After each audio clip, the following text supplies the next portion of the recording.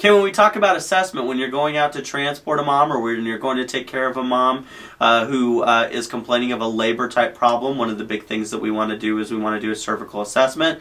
And remember, when we do this cervical assessment, we're looking at three things. We're looking at dilation, effacement, and station. Now, one note on the assessment, remember that there are certain subsets of patients that we don't want to do a cervical assessment on. Notably, a lot of times most institutions have policies that prohibit an assessment being done once the membranes have ruptured.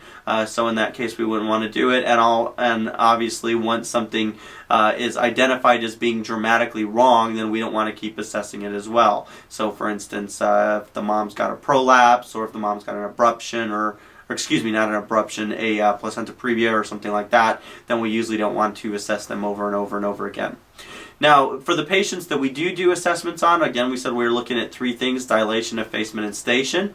When we're talking about a cervical assessment, remember that the cervix, when it's sitting closed in a normal mom, when it's completely closed, it's very similar to your fist in that it's typically it's very tightly closed, and it's usually about 2 centimeters thick. Well, when we assess dilation, we're assessing how open is it.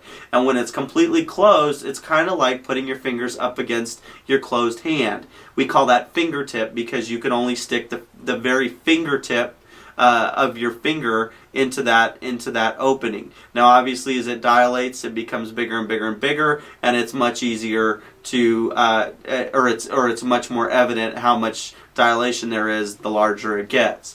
When it's completely dilated, that occurs at about 10 centimeters. So usually at 10 centimeters, we would be able to feel all the way around. And in your average person, quote unquote average person, it typically takes maximum expansion of your two fingers, your index finger and your long finger, to be able to feel the two edges of that.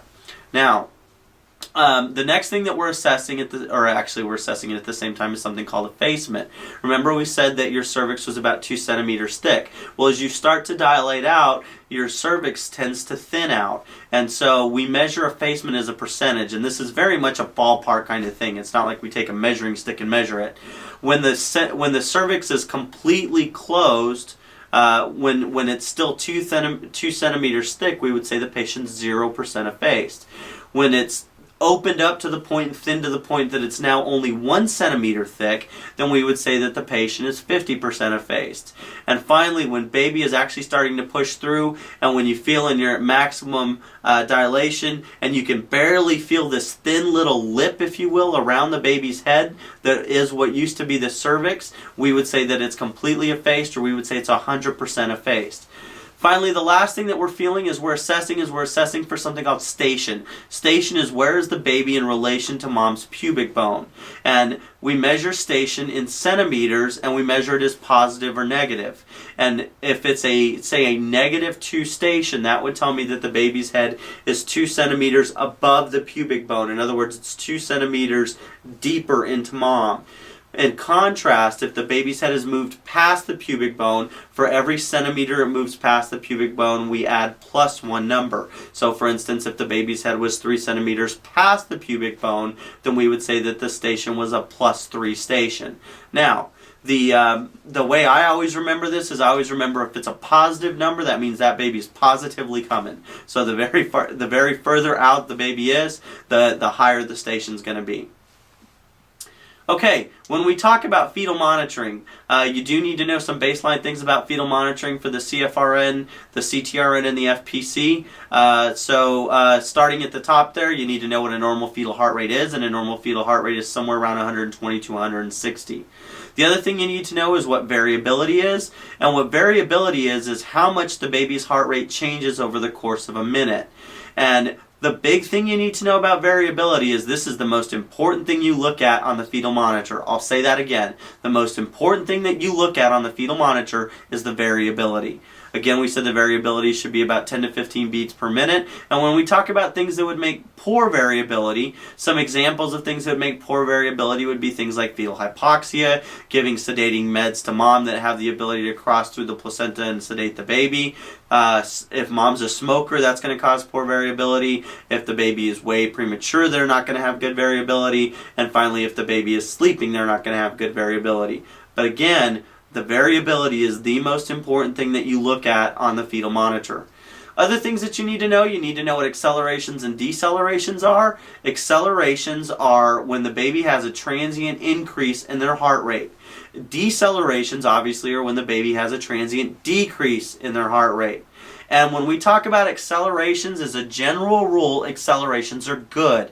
Accelerations tell us that the baby is neurologically intact. You would expect that if you stimulate the baby, their heart rate is going to increase. Or if you piss the baby off, their heart rate is going to increase. So anytime the baby is stimulated, we like to see accelerations. That's a good thing. In contrast, as a general rule, with one exception, decelerations are bad. Usually we don't like to see decelerations. And you've all probably had things like PALS and things like that before, and you all know that what's the number one reason why kids get bradycardic? Hypoxia. Exactly. So when we see decels in a baby and mom, that's because of hypoxia.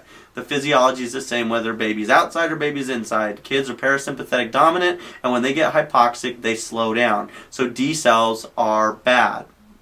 Now, let's look at a fetal monitoring strip here. You look at this one right here in the corner. You see that there's two different waveforms on it. And just to orient you, if you've never looked a lot at fetal strips before, each one of those boxes running from right to left, or excuse me, from left to right, represents 1 minute. So you see, and when I say box, I mean one big box. So you've got little boxes that make big boxes, and one big box equals 1 minute. So when you look at the course of this strip here, this is probably, I'm not going to sit here and count all the boxes, but this is probably like a 20-minute or so strip. This is a pretty long strip. Okay, now when we look at the waveforms, we said there's one on the top and there's one on the bottom. The one on the bottom is the TOCO. That waveform represents how tight the uterus is, and as the uterus contracts, we expect to see that that number is going to get higher. We expect to see that that waveform comes up. For instance, you see over, as we look at the strip, starting at about the middle of the strip and extending over to the right side of the strip, there's an increase in the waveform. That would suggest to us that the uterine tone is increasing, that mom's having contractions. The one thing I want to caution you about with the TOCO is that if it's inappropriately placed, or if mom has lots and lots of adipose tissue, you may never see a waveform. You may never see adequate changes in the waveform with contractions. You may just have a nice flat waveform. So if mom tells you she's contracting and you look on the TOCO and you don't see anything, I would believe mom before I would believe the TOCO. Now, on the upper waveform, that represents the baby's heart rate. And when we look there, we see that there's numbers that run up, and those numbers start at the bottom relatively small, and as they get higher towards the top, those represent heart rates. So when we look at the strip starting there on the very left side, you can see that that the heart rate is running pretty consistently. I'm having a hard time seeing it from where I'm standing, but looks like it's running pretty consistently around 100, 110, I believe. That is where the heart rate is sitting at. Now you notice that heart rate is not a straight line. It doesn't stay the same. You'll see that it's jagged. That's what we're talking about when we're talking about variability. We're talking about how much does the patient's heart rate change over the course of a minute. And we want to see that it changes at least 10 to 15 beats. So when that heart rate is jagged, that is a good thing. That means that baby is constantly changing their heart rate in response to things that are happening inside of them and around them. So again, variability is the most important thing we look at on the monitor. How jagged that line is the most important thing that we look at on the monitor. And when we look at this, when you very first start on the left side of that waveform, you see that the heart rate is not changing a whole bunch. There's not phenomenal variability. It's okay, but when you look over as you progress across the strip, you'll notice that when mom starts contracting, when mom starts having changes in her uterine tone, that baby's heart rate really starts changing. That's good. We like to see that. We want to see variability. We want to see that heart rate. We want to see that waveform be very, very jagged, especially in response to stimuli. Now remember, we said there was a bunch of things that would decrease the variability. One of the things we said that would decrease it was if the baby was asleep.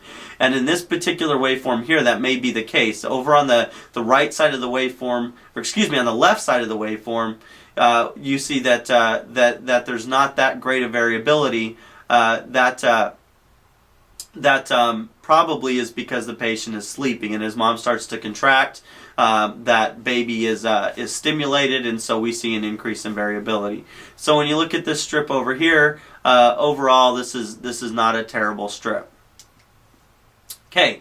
Now, we said that you also need to know what accelerations and decelerations are, so let's talk about accelerations first. Remember, we said accelerations are usually good. They're usually associated with fetal movement. And when we talk about accelerations, the big thing to remember about accelerations is that they tell you that the baby is neurologically intact. You expect a baby to increase their heart rate when they're stimulated or when they get pissed off. And when we look at this strip here, when we look at the bottom, when we look at the TOCO, we can see very even contractions. You've got two different contractions there. You've got one that starts soon after there on the left, and then you've got another one that's just to the right of the middle of the strip. And if we go and we look straight up at the fetal tracing, you see there's good variability. You see that the heart rate is at an acceptable level, and we see that there's accelerations with those contractions. So when we look at this strip here, this is a good strip. We like this. Now, we said decelerations are usually bad. We said usually. There's one place where accelerations are not so bad. We still don't like to see this, but this is not as big a deal as the other decelerations that we're going to talk about in just a second. One of the types of decels that we can have is something called an early decel. And the way that we diagnose early decels are transient drops in the baby's heart rate that mirror the mom's contractions. So when we look there on the bottom, when we look at the TOCO, you can see two contractions. You see a contraction on the left, and then you see another contraction there between the middle and the right side of the strip. And if we look straight up, you'll notice on each one of those that the baby's heart rate decels right in line with the contraction. These are called early decelerations. And you need to know what causes early decelerations. Early decelerations are caused by the fact that the baby's head is being pushed and it's causing vagal nerve stimulation. These are relatively benign. They very commonly occur as the baby's head is pushed up against the cervix. So again, early decels, the way we identify them is they're decels where the baby's heart rate drops and comes back up in a mirror pattern that's identical to mom's contractions, and those are relatively benign, and those are caused by vagal nerve stimulation.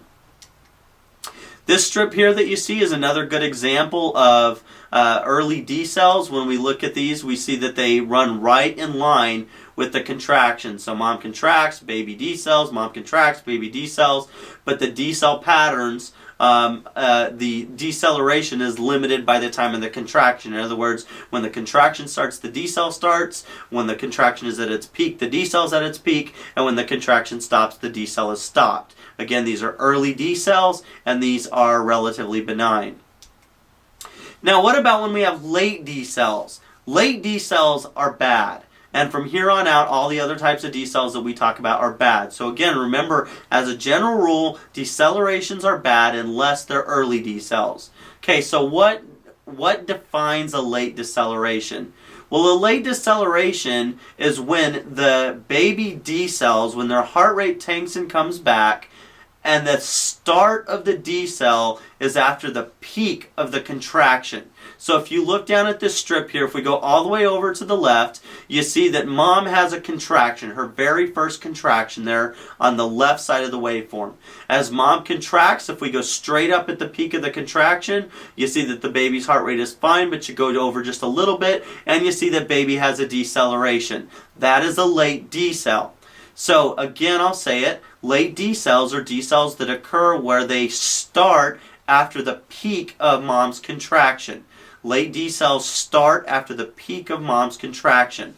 Well, what do late decels mean? Well, they tell us that the placenta and the uterus are not functioning together appropriately. They tell us that mom and baby have uteral placental insufficiency. And so the baby is becoming hypoxic because of the uterus and placenta joining.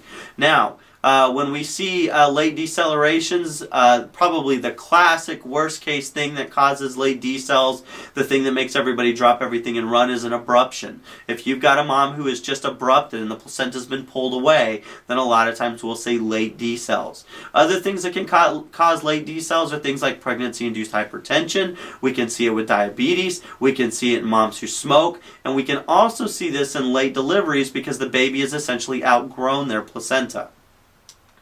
Okay, this graphic right here is another good example of late decelerations. When we look at each one of these contractions, if you draw a line straight up, you see that after the peak of the contraction, the baby decels. So these are classic examples of late decelerations. Okay, when we talk about variable decelerations, these are also not good. We don't like to see variable decels either. Now, you need to know what causes variable decels. Variable decels are caused by cord problems. So what would be a cord problem? A good example would be something like a cord prolapse, or if the patient's got a short cord, or if the cord is tangled, or if the cord is wrapped around baby's neck. Any of those types of things can cause variable decels. So what is a variable decel? Variable decels are when the decels are unrelated to the contractions. So when we look here, we see that there's contractions, mom's contracting at various points, but we can't say that these are early decels, and we can't say that they're late decels, because they're just kind of independent. They're just different. So we would call these variable decels. So again, talking about our three types of decels. Remember, the very first type of decel we said we could have was a early decel. We said that early decels mirror the contractions, and we said that those are relatively benign, that they suggest to us that the baby is being vaguely stimulated because the head is being pushed up against the cervix. The second type of deceleration we could have was a late decel. We said that late decels were caused by uteral placental insufficiency, and that is where the decel starts after the peak of the contraction. And finally, we said the third type of decel that we have is a variable decel. We said variable decels are caused by cord problems, and we said that variable decels have no relationship to the contractions. The other things that you'll see with variable decels, a lot of times they come in the shape of a letter.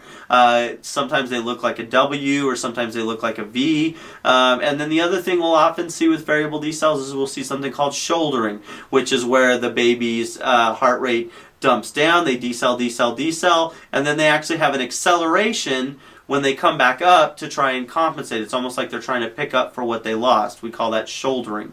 And we may actually even see shouldering on both sides of a decel. Okay, when we look at these graphics here, there's several things that you see here. These are variable decelerations. You can see that there's multiple decelerations there on the left half of the strip that are unrelated to mom's contractions. You can also see shouldering there, and then the other thing that we see is the baseline rate. So this baby has a tolerable rate. This baby's got good variability, but this baby's got variable decels, and so that's obviously a bad thing. Okay, the last type of thing that you need to know about is you need to know what a sinusoidal rhythm is. And the way I recognize a sinusoidal rhythm is I think of it as being like a slow V-tach, or being like just a very rhythmic, even kind of bouncing up and down, like seesaw kind of waveform. And when you look at that waveform above us, or excuse me, if you look at that waveform below us, you see that the baby's heart rate is constantly just going up and down and up and down and up and down. Well, that's not a decel or an XL, that's a sinusoidal pattern. When it's constant like that, just constant, like waves in the ocean, we call that sinusoidal. And sinusoidal waveforms are emergency waveforms. This is one of the things that gets you an emergency C-section. The thing that causes a sinusoidal waveform is the baby being acidotic, and it's usually because of anemia. So one of the things that we do for these patients usually is take them fairly quickly and get the baby out so that we can transfuse or fluid resuscitate the baby. Now, when we talk about what causes sinusoidal waveforms, again, we said that it's usually anemia, and most of the time when we see these anemias, it's because of misadventures. So, for example, like when they're doing an amniocentesis, they may tap the umbilical cord, and that causes the baby to lose some blood or something like that. So, again, sinusoidal waveforms are very, very bad. That's an emergency thing that gets you an emergency C-section. Okay, now when we talk about sustained rates, we said that a normal rate we wanted to see, depending on the book you read, somewhere around 120 to 160, or some say 110 to 160, as a normal fetal heart rate. Well, what about when it's sustained? Not when it transiently goes up or goes down, because we know that's an acceleration or deceleration, but what about when it's sustained? Well, obviously we can have a fetus that's tachycardic, or we can have a fetus that's bradycardic. When we talk about tachycardia, we define that as a heart rate that's greater than 180 for more than 10 minutes. Some books will be a little more conservative and say greater than 100, or more conservative and say greater than 160 for greater than 10 minutes. When we talk about bradycardia, that's usually when the fetal heart rate is less than 120 for greater than 10 minutes. So again, if you go with the conservative rules, we would say that tachycardia is a fetal heart rate that's greater than 160 for at least 10 minutes, and bradycardia is a fetal heart rate that's less than 120 for greater than 10 minutes. Now, when we talk about things that are going to make a baby tachycardic and a sustained tachycardia, probably the most common thing would be either mom being febrile or mom being on stimulant drugs. And when we talk about the things that are going to make a kid bradycardic, it's the same rules as when they're outside of mom. It's hypoxia. And again, a sustained bradycardia is another thing that gets you an emergency C-section. Okay, so when we talk about treating fetal distress, what if you're taking care of a mom in the ICU, or you're taking care of a patient in transport, and you start to see some of those worrisome things? What if you see that the baby's having variable D cells? What if you see that the baby's having late D cells? That type of thing. Well, the very first thing that we typically do, our standard kind of first line thing we do, is we put these moms on high flow oxygen. By putting them on a non-rebreather, you make sure that they're getting as much oxygen as possible, thus you're making sure that their plasma is hyperoxygenated, and you're increasing the amount of oxygen that's available to the baby as well. The second thing we do for these moms, as a general rule, is we open their IV fluids wide open. If the patient is supine, then obviously you need to stop that by flipping mom over on a side.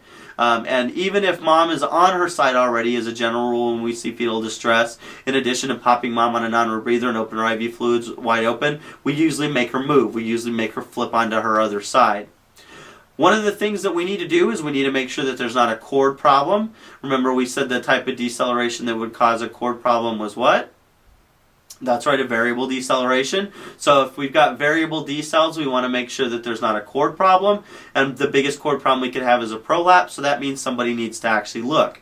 And remember that contrary to what you see in the books, where you see these drawings of women laying on their back with the cord hanging like 50 feet outside of them, that's not usually what a cord prolapse looks like in real life. Usually when the cord prolapses, it prolapses out of the cervix and just into the vagina. That means somebody's actually got to look, like for real. Somebody's actually got to look at the vagina and make sure that the cord hasn't prolapsed into the vagina.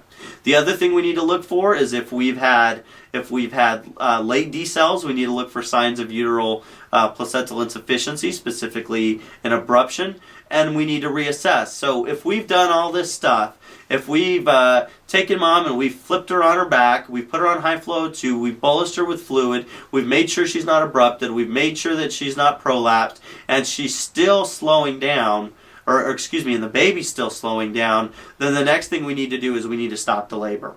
And so when we stop the labor, we do that with tocolytics. If mom was being, if we were trying to induce labor with oxytocin, obviously the first thing we would want to do is stop the oxytocin.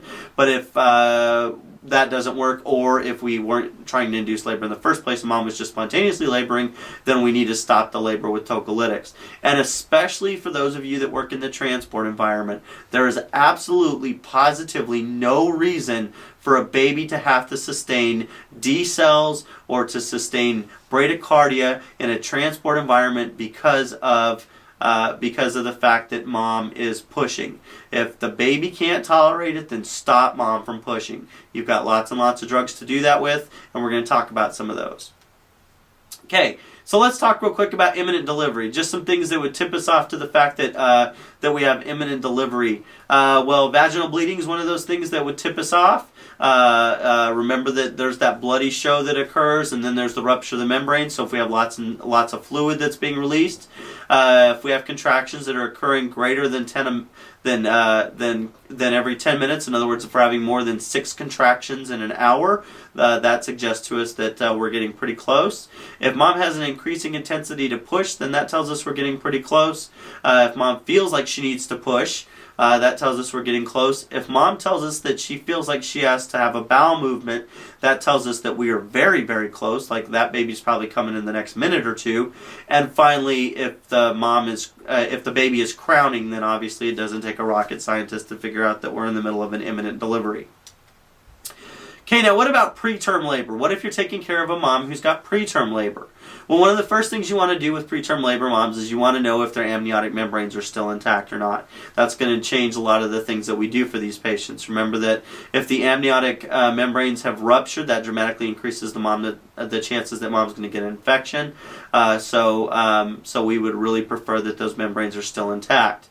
If the membranes are intact, we're going to determine the cervical status, and especially, again, for those of you that work in the transport environment, if you're going to be transporting a mom who's in preterm labor, remember that we always need to think of the cervical status in relation to how far along she is in her pregnancy. We don't need to be 10 centimeters dilated to deliver a 26-week baby. So we always want to think about how dilated is the cervix in relation to how big is the baby. Again, you want to put her left lateral recumbent. You want to assess for infection. One of the things that needs to be done is somebody needs to test the mom to see if she's got Group B strep. Remember that Group B strep is a flora that's present in a lot of vaginal canals, and if the baby is exposed to that, that can cause birth defects. So if mom does have Group B strep, we want to start her on antibiotics very early on so we can get rid of that before the baby delivers. The other things that we want to think about tocolytics. To stop her preterm labor. If we're using magnesium sulfate, remember the big thing there is to watch for toxicity, and we do that by watching to make sure she's got good, brisk, deep tendon reflexes and to make sure that she's got a good respiratory effort. Other things that we can use are calcium channel blockers, and another commonly used drug for stopping preterm labor is terbutaline. Now, obviously, you want to monitor baby's heart rate and movement. Remember that the more preterm the baby is, the less variability they're going to have. When you've got a baby who's, say, 24, 26, 28 weeks, a lot of times they're going to have crappy variability, and that doesn't mean it's because they're in trouble. It means it's because they're just a tiny baby and they haven't developed that neurological system yet. Okay, when we talk about maternal medications, there are some of the more common ones that we use there for various obstetric uses. Remember, we said we give terbutaline as a tocolytic. When we give terbutaline, we usually give 0.25 milligrams sub-Q, and we can repeat that every 15 minutes. Another drug that we use lots and lots of is magnesium sulfate. Kind of the standard dose, if you will, is 4 to 6 grams as a bolus. And remember, bolus means like over 15 to 30 minutes, not like bolus. And then we usually start moms on a maintenance strip of about 2 to 4 grams an hour. Remember, again, the big thing to watch with magnesium sulfate is for mag toxicity. So we're watching their DTRs, we're watching their respirations, and we know that if we ever caused magnesium toxicity, that the treatment for that obviously would be calcium. When we talk about oxytocin, there's 2 big reasons why we give oxytocin. Sometimes we give oxytocin to push moms to deliver. The other reason why we give oxytocin, and the reason we're much more likely to give it in a transport or critical care setting, is to stop mom from bleeding afterwards. So when we use it as a postpartum hemorrhage management drug, what we usually do is put 20 to 40 units in 1,000 cc's, and we run that like at 125 cc's an hour. We use Procardia pretty commonly in preterm labor to stop uterine contraction. Usually when we do that, we give 20 milligrams every 30 minutes times 2, and then we'll go to 20 milligrams every 3 to 8 hours, depending on how mom's tolerating it.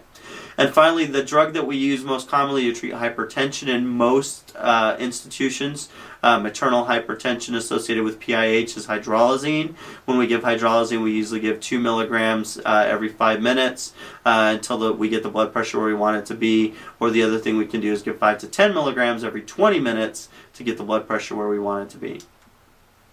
Okay, just a quick note about ectopic pregnancy. Remember that any woman that you take care of who is of childbearing age, who has sudden onset abdominal pain, is an ectopic pregnancy until proven otherwise. That is one of our highest, most important rule outs for any childbearing age woman with sudden onset abdominal pain.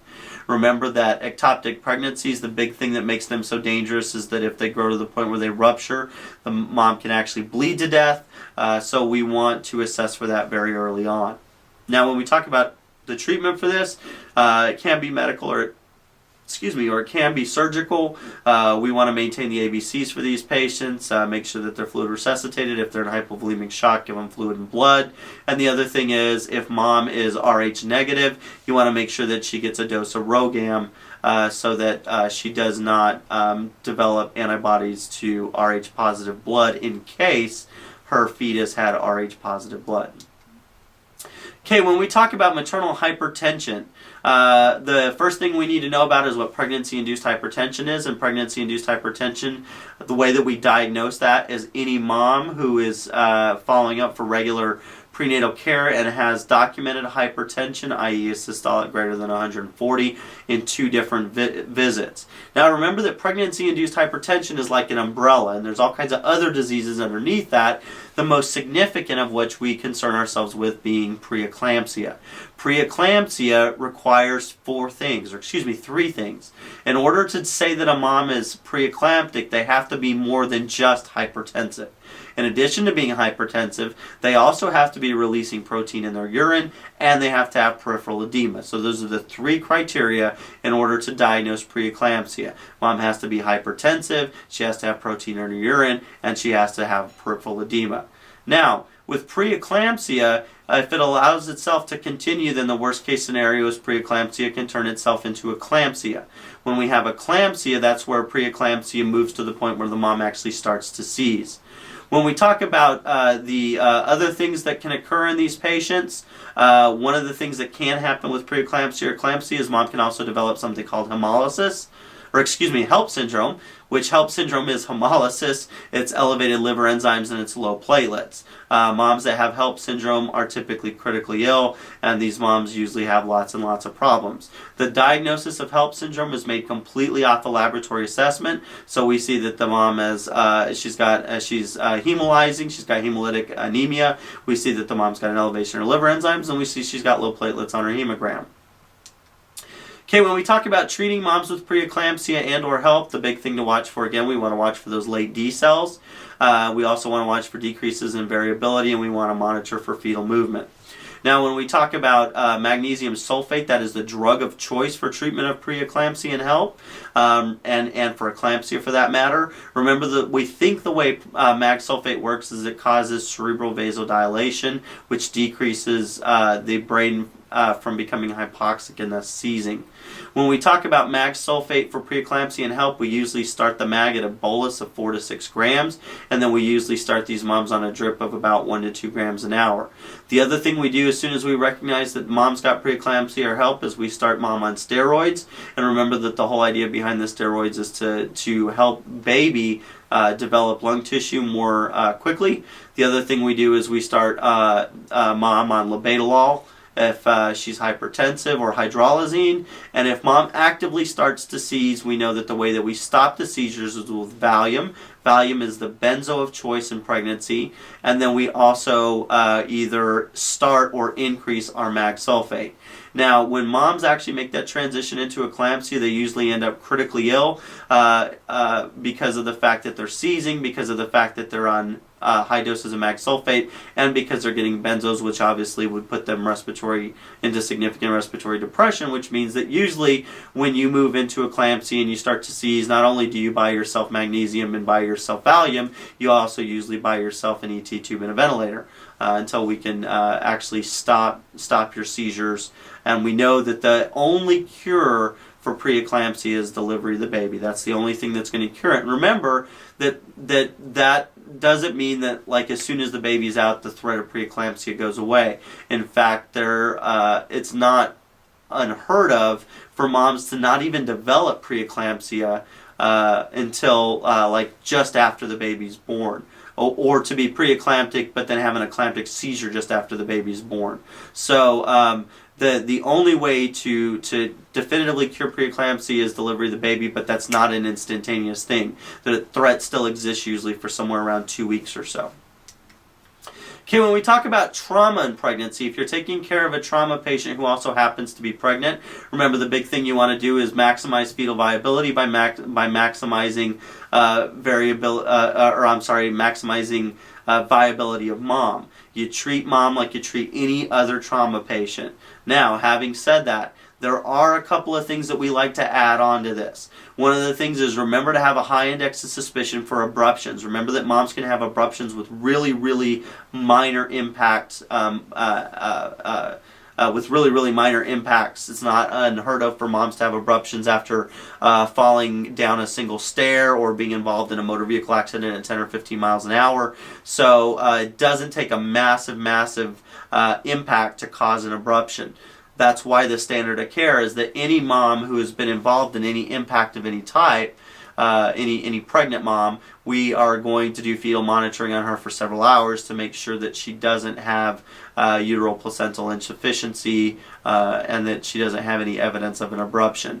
Now, if mom has to be spinally immobilized, if she meets local protocol criteria for spinal immobilization, we do that just like we would immobilize anybody else. But remember, the one caveat is you want to flip the board over on its side, or at least tilt it to get her gravid uterus off of her so that we don't get that whole maternal hypotensive syndrome that comes from the big uterus pushing down on her vena cava. And remember that moms who are pregnant have an increase in their circulating volume, so they have to lose lots and lots of blood before they become hypotensive. So just because a mom's not hypotensive doesn't mean she's not in trouble. Now, when we talk about uterine ruptures, if mom was to sustain a significant enough impact, we could actually have a theoretical rupture of the uterus. It's been known to happen in like really high velocity major head-on motor vehicle accidents at freeway speeds, things like that. And the big thing here is the reality of the situation is that most likely the baby is dead, and the whole focus becomes on trying to save mom's life. So one of the things that we do is we focus all of our attention towards resuscitating mom completely. Now, the way that we would diagnose this or the way that we would recognize this, it may be easy or it may be hard. If it's a massive uterine rupture, you may actually be able to diagnose it just by looking at mom, because you may see that her abdomen is grossly malformed. You may even be able to see the actual formation of the baby underneath her skin. The other thing that we may see is we may see that mom's belly is just hugely distended and full of blood, or we may be able to see this fairly easy under ultrasound. The big thing for these patients is they need to get to a surgeon yesterday. We are going to fluid resuscitate them, and the other thing that we may do is we may actually start these moms on oxytocin to try and help clamp down what remains of the uterus. Remember that the way the uterus is designed, as long as it's open, it bleeds. The only thing that makes it stop bleeding is closing in on itself. So even though mom hasn't delivered the baby yet, we may be able to even palpate the baby. If there's a uterine rupture, there's a good chance that we're going to go ahead and start mom on tocolytics anyway to try and get what remains of that uterus to contract down as best we can. Okay, when we talk about abruptions, remember that an abruption is when the placenta is actually torn away from the wall of the uterus.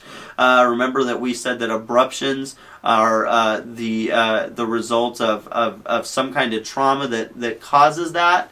And when we talk about abruptions, remember, as a general rule, an abruption is always an emergency. I'll say that again, an abruption is always an emergency. Remember, there's a twofold threat to life that occurs with an abruption. Because the uterus and the placenta have been torn apart, first off, you've got life-threatening bleeding going on from two different people. Mom's bleeding to death, baby's bleeding to death. The other thing that's happening is because the at least part of the placenta has been pulled away from part of the uterus, there's no longer as efficient gas exchange. So baby may actually be becoming hypoxic and suffocating as well. So you've got two different things that are occurring there that are both life-threatening.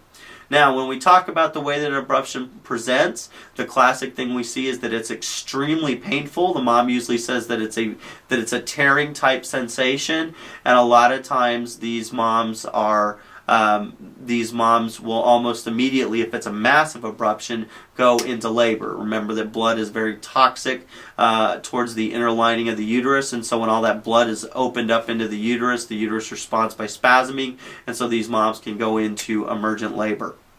Now, the big things we're going to do for these patients, mom needs to go on high flow O2, we need a fluid resuscitator, we need to watch for contractions, the baby definitely needs to be on a fetal monitor, we're looking again for all those signs of uteral placental insufficiency, we're looking for external hemorrhage, and remember that with an abruption typically what we'll see is that there will be no external hemorrhage, or if there is, it's dark blood. I'll say that again, with an abruption, usually the mom will not have external bleeding out of her vaginal canal, or if she does, it's dark red blood. Now, the other thing that we might consider for these moms, we might consider tocolytics, again, to try and stop her contractions until we can get her someplace where they can do an emergency C-section, and also we want to be watching for DIC, because when moms get in trouble, they get DIC. Okay, when we talk about placenta previa, as a general rule, placenta previa is not an emergency. And so these two things tend to get lumped together, abruption and previa, but they're really two very, very different things with very, very different significance. An abruption is almost always an emergency. Placenta previa is almost never an emergency. Now, the one caveat I will say to that is it's almost never an emergency in a mom who is having adequate prenatal care. If mom has had prenatal care, then a previa is usually not a surprise. And when it comes time for the baby to be born, usually they've identified that previa a long time ago on ultrasound. And as soon as the time is right, then what they'll do is they'll go and do a C-section and electively take this baby. So it's not that big a deal usually. Now remember that with placenta previa, what's happened is the placenta is actually grown at least partially over the cervical os, and when the placenta is, when the cervical os starts to change, when it starts to dilate out and it starts to efface, what happens is some of the placenta separates away, and so mom starts to bleed. The big thing here that we see is painless, bright red bleeding. I'll say that again. With placenta previa, the classic thing we see is painless, bright red bleeding, as opposed to our abruption, which we said was extremely painful, dark bleeding, or no bleeding at all.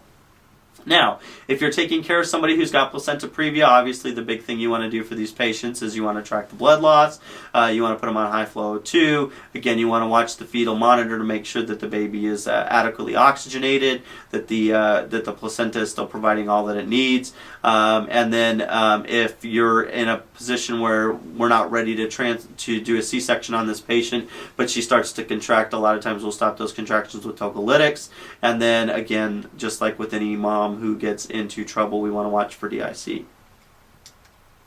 Okay, when we talk about nuchal cord, remember the big thing we'll see with nuchal cord is this is where the cord has been wrapped around the baby's head, and because it's a cord type problem, a lot of times what we'll see is variable D cells. Now when baby's very first born, if you see in this graphic down here, the cord may be wrapped fairly tightly around their neck. Our first goal, or the first thing we would prefer to do, is we would prefer to take that cord and slide it around their head. But if we cannot do that really quickly, if we can't do that with relative ease, then we need to just go ahead and cut and clamp the cord right there on the perineum. Now, when we clamp and cut the cord, remember that you want to do that before you suction the mouth, before you suction the nose, any of that good stuff. And obviously remember to cut between your clamps. If we were to put our clamps down and it's wrapped multiple times and we cut in the wrong place, then obviously that could be quite the disaster. Okay, when we talk about umbilical cord prolapse, remember we said again that when the cord prolapses, most of the time all it does is prolapse in the vaginal canal. When we have an umbilical cord prolapse, a lot of times what has happened is the mom had a premature rupture of her membranes, and then something else changes or something else becomes problematic. The mom presents and we see cord problems on the fetal monitor, i.e. we see variable D cells. When we go in and check and we see that the cord is there, basically it comes down to this. If we can look at the fetal monitor and we can see that the baby is being adequately oxygenated and ventilated, i.e. we're not seeing a ton of D cells or any of that good stuff, then hey, cool, we can probably just watch it and they're going to take the baby most likely by C-section. However, if the baby is not tolerating this, if the cord is prolapsed in a way that it's compromising the baby's starting to decel, the baby's becoming bradycardic, so on and so forth, then we have an absolute emergency. At that point, somebody is going to have to insert a gloved hand up into the vaginal canal, up through the cervix, and actually needs to push the baby off of the cord, because what's causing the baby to have problems is each time mom contracts, the baby is pushed down onto the cord. So we want to, or each time the baby moves, it's being pushed down on the cord. So we're going to have to put a hand in and move the baby off the cord so that we can ensure that cord is patent. And what stinks about that is once you're in that position, you were stuck there until definitive management in the OR. Okay, when we talk about breech presentation, if we have a baby who's delivering breech, remember that we shouldn't touch the fetus until at least the umbilicus is out. So we let the legs come out, just leave it alone. And once the umbilicus is out, then what we're going to do is we're going to actually take a hand, we're going to insert it underneath the baby, and we're going to track up through the vaginal canal to the baby's nose, and we're going to make sure that there's a passage there for the cord to run through so the cord can continue to move blood back and forth, and also so that the baby has an airway. Remember that the largest part of a baby is their head, and in a normal healthy delivery, once the head is out, everything is simple because everything has already been dilated by the head. With a breech, it's the exact opposite because the head is the biggest thing. That's the thing that's going to get stuck. So a lot of times what we see is all the baby comes out relatively easy till we get to the head, and then the head is stuck and we can't get the baby out. Now, if that occurs, then we may have to do something called Marceau's maneuver. Marceau's maneuver is where we're actually going to take our hand and we're going to insert it again under baby. We're going to take the other hand and we're going to put it up on mom's pubis, and we're going to push down with our left hand, and we're going to rotate up with our right hand and try and basically rotate the baby out from underneath the pubic bone. So basically what we would do is make the baby have a somersault. And this video right here explains how to do a Marceau's maneuver, demonstrates how to do a Marceau's maneuver.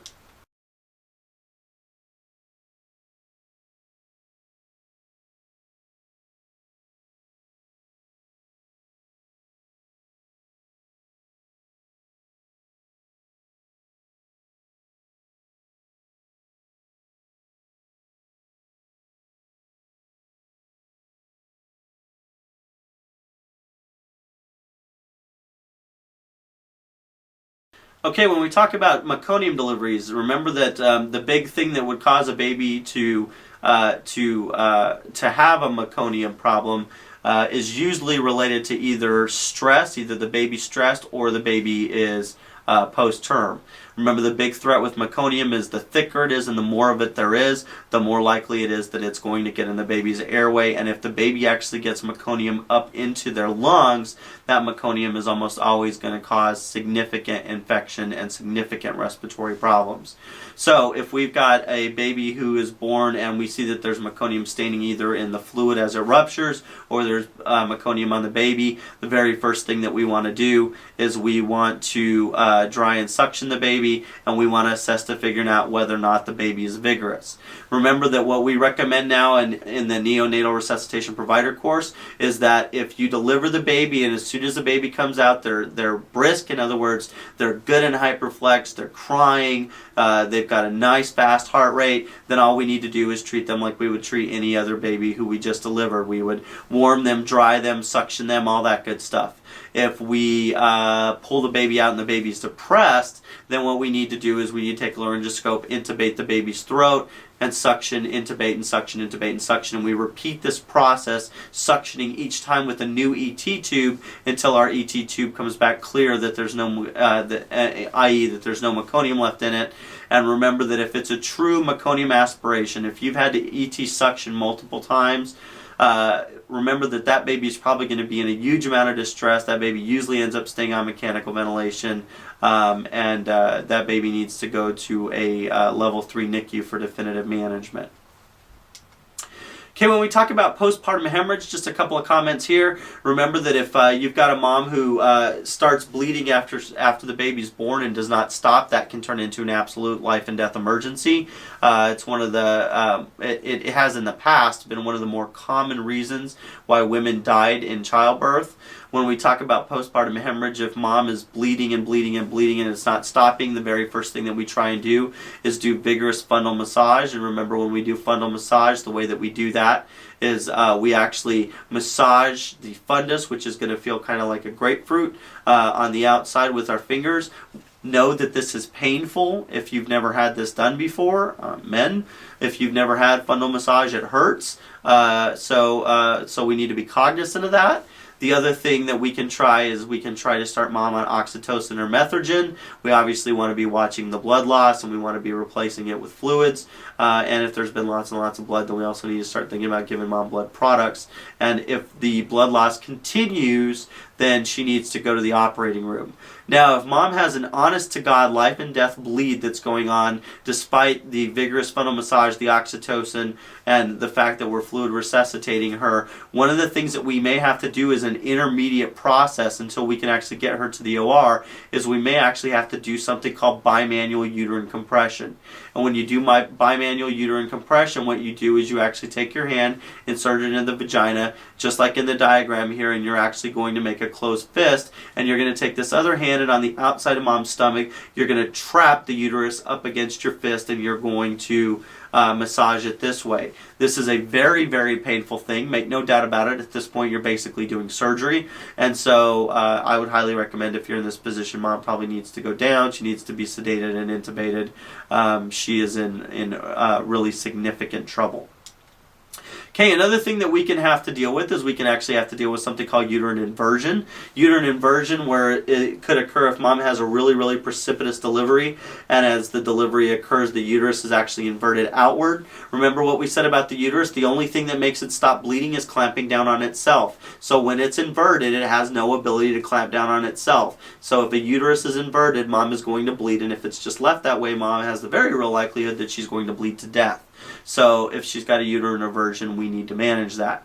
The way that we manage that is we're actually going to take the uterus, and we're actually going to, with a sterile gloved hand, reinsert it back in place. Again, this is something that is incredibly invasive. It's absolutely a surgical procedure. Needs to be done in a mom who is not awake to have to deal with it. So ideally, we would like to put mom down first. Now, the one thing that is worth mentioning about uterine inversions is, luckily, we don't see that many of them in the pre-hospital environment or in the intra-hospital environment, because of the fact that the number one reason why uterine inversions actually occur is because somebody becomes impatient and begins to try and accelerate separation of the placenta from the uterus and pulls on the cord. Most of our EMS providers and transport personnel have had it drilled into their heads to never, ever, ever do that. So you actually see that uterine inversion is pretty rare in the transport environment, luckily for us. Okay, this graphic right here just shows the second part of actually inserting the uterus itself. Again, you're going to take the uterus, you're going to advance it back in, and then what you're going to do is actually push it all the way back in, as demonstrated here with the closed fist. So this is, again, a horribly invasive procedure. Very painful, and ideally should be done in a mom who's under some level of anesthesia. Okay, when we talk about anaphylactoid syndrome of pregnancy, this is kind of an interesting thing that deserves some attention. I would suspect that when most of you went through your education, whether it was paramedic education or nursing education, you were probably taught about something called a amniotic fluid embolus. And so, just to remind you, the whole idea behind amniotic fluid embolus is that somehow, some way, at some point during the mom's laboring process, a bunch of amniotic fluid somehow magically ends up in one of her blood vessels, and ends up, this clot ends up being so big that it floats to her lungs, and it blocks her lungs and causes her to have a pulmonary embolus. For years and years and years, that was the thought process, and that actually came out of some research that was done in the Boston area in the 1950s. They had several women that died who rapidly decompensated and arrested during during delivery, and they went back and they did autopsies on these patients, and they found that they had clots in their lungs, and they came up with this theory. And as a medical community, for about 50 years, we just bought this hook, line, and sinker. Everybody just went, yeah, it makes sense. And when you think about it, It's an absolutely, positively ridiculous notion. How in the world would a blood clot that's so big that it's going to block a pulmonary artery get into a little tiny blood vessel down peripherally, move all the way up to your heart, and then move all the way into your lungs? But for years we thought that was the reality. We now know that that's not the case. We now know that when moms rapidly deteriorate and arrest, it's actually because of an anaphylactic type reaction. So we've gone from calling it a amniotic fluid embolus to calling it anaphylactoid syndrome of pregnancy.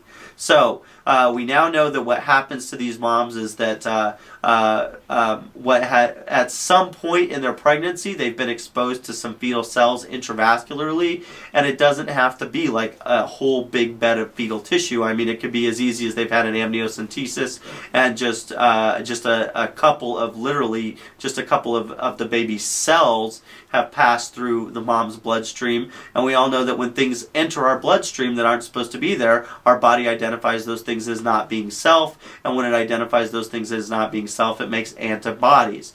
Well, then during her labor process, the blood vessels are pulled open by whether it's an episiotomy or whatever, and blood comes in contact with that baby's tissue again. When that occurs, those antibodies create an IgE reaction, just like anaphylaxis. So what happens? Mom goes into anaphylaxis. Mom has rapid, massive hypotension. She becomes tachycardic. Her respiratory system basically shuts down. She gets bronchospastic, and she does what anybody does when they're dying. She goes into DIC. And what does that DIC cause? Clots. Well, where are the clots going to be? Everywhere, including in the lungs, which really is a much more realistic approach to, or a much more realistic understanding of what happens when moms go into sudden intrapartum cardiac arrest or sudden intrapartum hemodynamic compromise.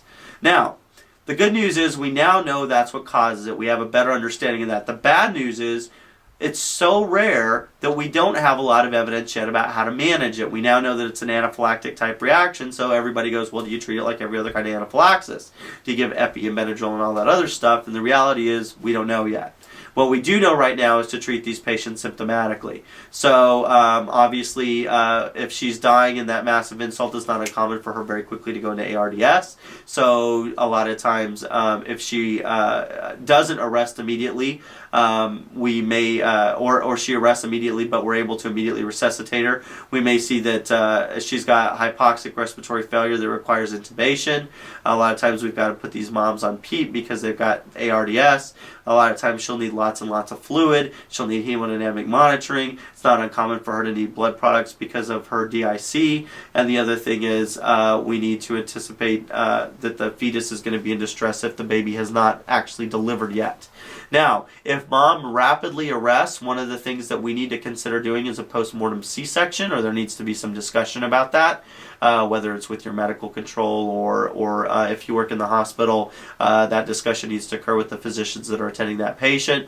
When we talk about a postmortem C-section, remember that if mom has gone into honest-to-God cardiac arrest in the delivery, the reality is that unless we remove the baby from mom probably within the first 5 minutes, the baby is not going to survive.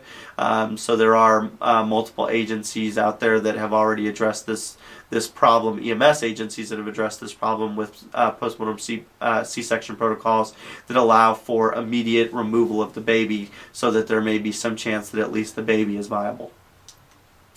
Okay, when we talk about disseminated intravascular coagulopathy, we talk a whole bunch about that in our trauma and hematology section, but just a couple of quick things here. Remember, there's two big reasons why moms are so susceptible to DIC. The first one is they've got lots and lots of plasma, which is where all of our clotting factors are. The second big reason is because of the fact that they have a placenta, and placentas are full of something called tissue thromboplastin, which is also one of the things that causes our clotting cascade to start. So they've got lots and lots of tissue thromboplastin, lots and lots of clotting factors, lots and lots of potential for DIC. The big thing to do if you're taking care of a mom who's got DIC, obviously, is protect her airway like anybody else, protect her ABCs, do your best to stop any ongoing bleeding. If she's got lots and lots of fluid loss, then obviously we want to replace that. We want to minimize any invasive procedures if possible. And then when we talk about management of DIC, There's multiple theories out there about how to deal with it, which again we talk about in the hematology section. Some places advocate heparin, some places advocate antithrombin 3, and some places advocate just giving blood products. In the OB literature, as it stands now, it basically all follows that third line, which is giving blood products. So usually in OB patients who have DIC, we give them blood products. And the good thing about having DIC as a pregnant mom is that when we talk about DIC, it obviously has a really high mortality rate, but of all the people who get DIC, the ones who are most likely to survive it are pregnant moms and little kids. And so even if mom has DIC, that doesn't necessarily mean it's a death sentence. A lot of times those moms will do fine if we can get the baby out, take away the offending agent, and manage their hemodynamic status and their blood status adequately. All right, that's all I have for high-risk OB and obstetrics. I'm glad that you took the time to be with us today. If you have any questions, feel free to email me. Again, my name is Anthony Baca, and my email address is abaca@camanagement.org. That's ABACA@camanagement.org. I really appreciate you being with us. I really appreciate all that you do. I hope that you have a great day, and thank you.